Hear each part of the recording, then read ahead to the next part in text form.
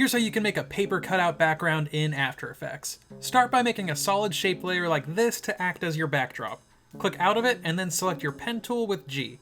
Set its fill to a color you like and make sure the stroke is turned off. Now just draw a big old blob like this that takes up a decent amount of real estate on your screen. If it isn't perfect right away, you can always make adjustments by clicking on the individual points anywhere along the process with your pen tool. Once you've got it to how you want it, go to Layer, Layer Styles, Drop Shadow. Now go into the drop shadow settings down here. For the color, you can keep it black if you want, but what I like to do is grab my eyedropper tool and use the color of the blob. Then I go into the color settings, go to B, which stands for brightness, and just crank that down to a point that I like.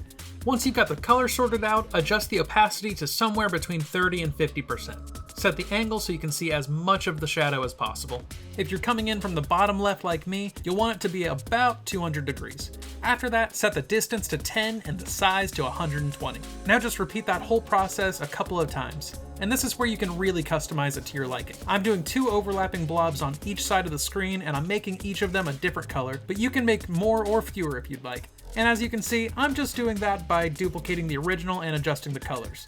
That goes for the color of the blob and the color of its shadow. Also, you may need to adjust certain things like opacity or the distance of the shadow along the way, and that's completely fine. And of course, for the blobs coming from the top right, be sure to adjust the angle of the shadow so that you can see them properly.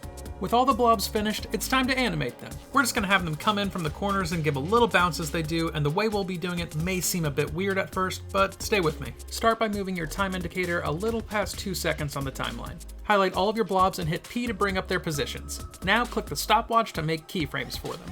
Go back to around the halfway point between the beginning and those keyframes and bring each blob in a little bit towards the center. After that, go back to the beginning and drag each blob to their respective corners to the point where they're just out of frame. With all the points set, highlight the end ones and hit F9 on your keyboard to ease them, which will just make the animation end a bit smoother. Lastly, I like to take the ones on top and move them a little bit to the right to give a little bit of a delay.